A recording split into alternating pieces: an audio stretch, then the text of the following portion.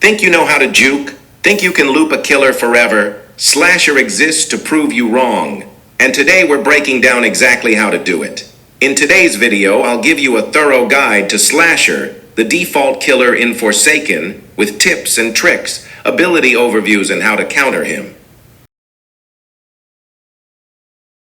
Slasher is the default killer in Forsaken and is the most simple killer by far.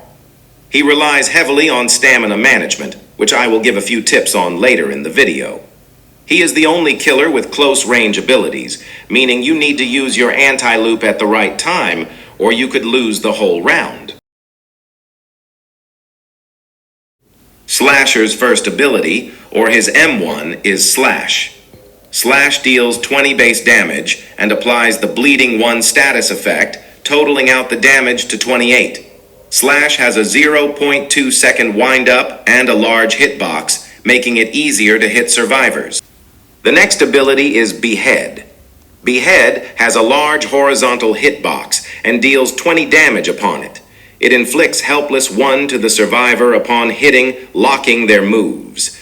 This is a great utility tool and works best against sentinels. Behead also provides a slight lunge as you use it while sprinting, allowing you to make distance upon the survivor. Next up, we have Gashing Wound. Gashing Wound is a combo attack with a series of slashes, totaling up to 50 damage. When used, it stops you in place, making it a bad move for chases, but it can be used to punish sentinels if they miss their stun. This is also useful for sneaking up on survivors on generators for big damage. Lastly, we have Raging Pace. Raging Pace is Slasher's anti-loop ability, which on use changes Slasher's walk speed from 12 to 19.5.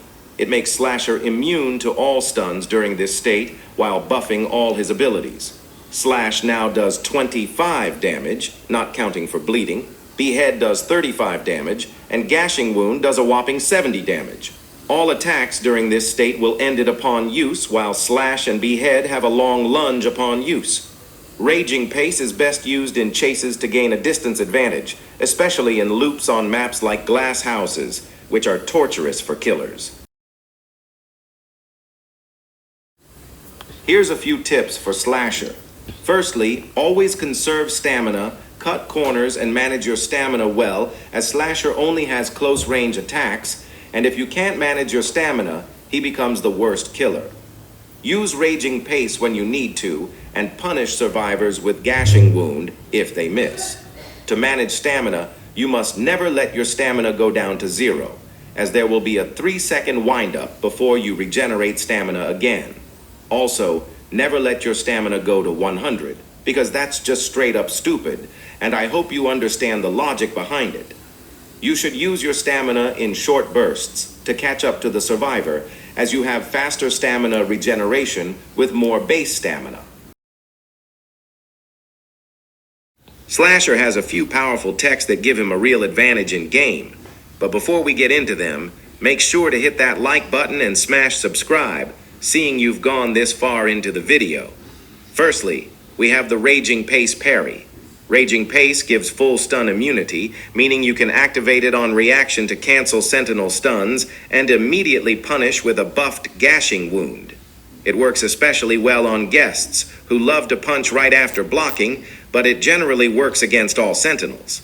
Next up is what I call the anti-pesky 2-time tech, and it's honestly quite simple. If you smell your local 2-time behind you, spin around, pop your Gashing Wound, and watch that devoted 2-time main uninstall Roblox. Or maybe they won't. Lastly, you can't forget the lunge tech, and even though it seems bland, it's one of the most useful techs. Basically, your Behead lunge is very slightly longer if you use it while going down a long slope, making maps like Brandon Works very advantageous to gain distance.